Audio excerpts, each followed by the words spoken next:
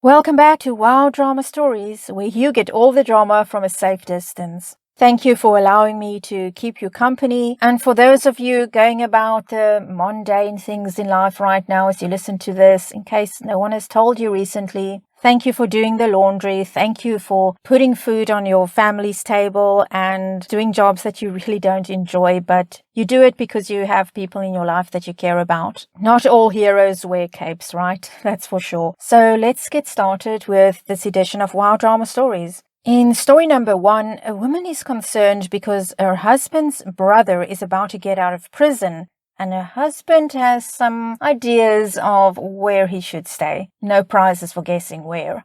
And in story number 2, a man just wants to mow his own lawn. Let's start with story number 1. Opie writes, "My husband's brother got out after 3 years in prison for drug trafficking. He is an addict, and I'm not sure if he's a drug dealer too, but he was found with enough heroin to be put away for trafficking. My husband wants him to come live with us for a few months because the halfway house he is in now has a lot of drug use in it, and he is worried his brother will relapse. He joined a white supremacy gang in there, which he claims he only did to survive. And my husband says he has white supremacy tattoos, but not on his face. I don't trust him one bit. I don't know the guy very well, since he got locked up shortly after my husband and I started dating. But his own mother won't let him go back to live with her. My mother-in-law is a nice lady. We've had our disagreements, but I won't say she's a bad person. If she won't let her son go back, that tells me all I need to know. I know he stole from her prior to his arrest, and I'm worried that he will do the same to my family if he is allowed into our home. We also run an Airbnb in our basement that is doing very well and constitutes a portion of our income. My husband argues he pays the bills, so he should get final say as to whether he can put his brother in our home and stop our Airbnb business. I became a stay-at-home mom during the pandemic because childcare was hard to find and unaffordable. Before that, I made about the same as my husband, and I paid for the down payment of the house too. For him to say that makes me want to get my old job back, because he seems to forget he couldn't afford to buy the house on his own. Basically, he thinks because he is breadwinner now, he can make decisions without my okay. And I've told him the second his brother comes to our house, I'm packing up with the kids and leaving for my mom's. We have had many fights about this, where he accuses me of being heartless for not being willing to take in his brother. I remind him his children should be his top priority, and having a man fresh from prison with white supremacy tattoos move in isn't good for them. Am I the a-hole for not being willing to let my brother-in-law move in? Wow, OP, I think it's good that your husband wants to help his brother get back on his feet and hopefully get his life together, but I'm with you on this one. It's not a good idea to have him in your home with your kids. I mean, most of the time you're probably going to be there alone at the house with the kids and your brother-in-law that you don't trust. And you know, trust is something that's earned. You can't just give it to somebody. And your brother-in-law, well, he really needs to prove himself to people. So while I think it's good for your husband to help him, he shouldn't be helping him in your home. And as you said, you helped pay the down payment for the house. You were working outside the house until recently as well. So it is a bit, that is another part of this that is very concerning, is that your husband is saying you have no say in things because you don't work outside the house. And yet, as I said, you are going to be alone at home with this man you don't know. Now, I've got to tell you, the listener, that about 2 days after posting this from a throwaway account, OP deleted that account. So, unfortunately, we don't know what happened. Hopefully, this thing resolved itself and OP didn't need any more advice from people. But I don't know, we will probably never know. Nevertheless, let's see what other people have to say about this. Someone writes, not the a-hole. Your husband is out of his mind. You both have no idea who this man has become while he's been in prison. And there's no telling who he could be bringing to the house behind your back and/or around your kids. Real change needs to be seen first.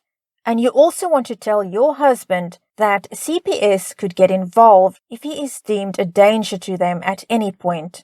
So he really wants to consider whether or not he wants them breathing down his neck. He should be putting you first. Agree you should leave and resume your employment if you have to. The fact he seems to think he has the upper hand at a time where you've had to quit work for the sake of your children is incredibly vindictive and controlling. He will regret this if he does not change his ways, and especially more so if his brother hasn't changed his ways. Someone else comments, "Not the a-hole. This would be a hill to die on." I tell him my name is on the mortgage too, and you let brother in, not only are you and the kids leaving, but he's going to be hearing from your divorce attorney. So he better start packing, cause the house will be sold. And somebody else comments, "Not the a-hole. This man's own mother won't take him in. Why should you?" And on we go to story number 2. Opie writes, "I cut my own lawn, always have.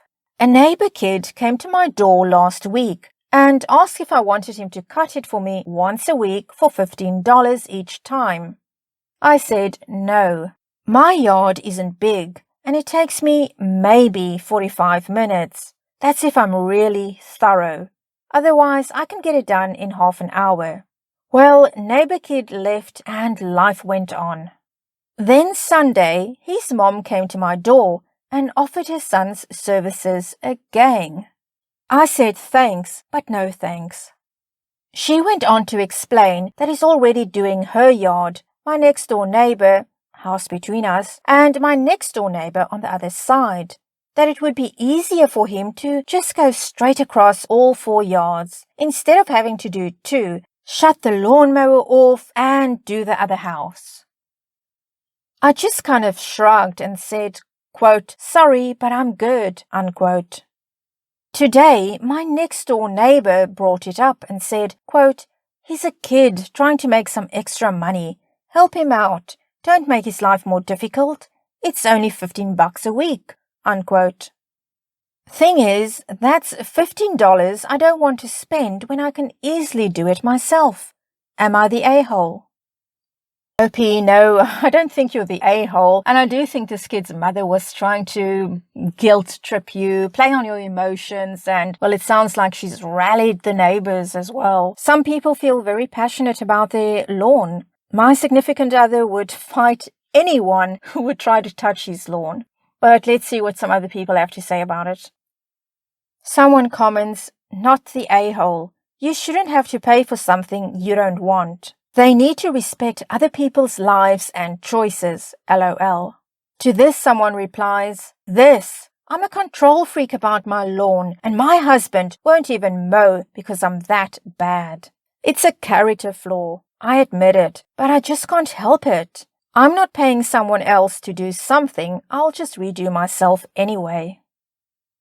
And someone else comments, "Not the a-hole.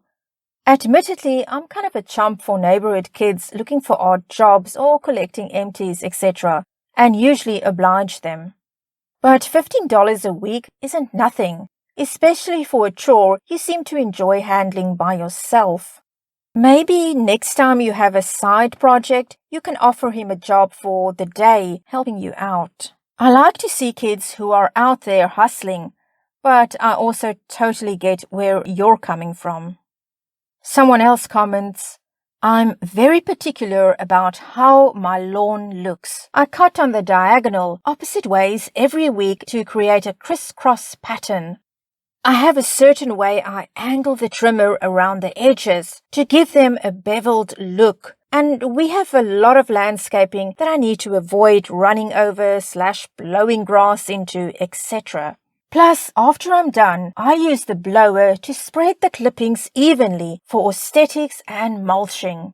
In other words, no kid with a lawn mowing business is going to do it exactly how I want it. Nor will I have the sense of pride and accomplishment I get from doing it myself. Well, it was good to see in the comments how many people enjoy doing their own lawns still and how passionate some people still feel about it. That's it for this edition of Wow Drama Stories. If you did like this, please give it a thumbs up, consider subscribing, and hit the notification bell so that you know when I upload again. Until next time, wishing you a drama-free life.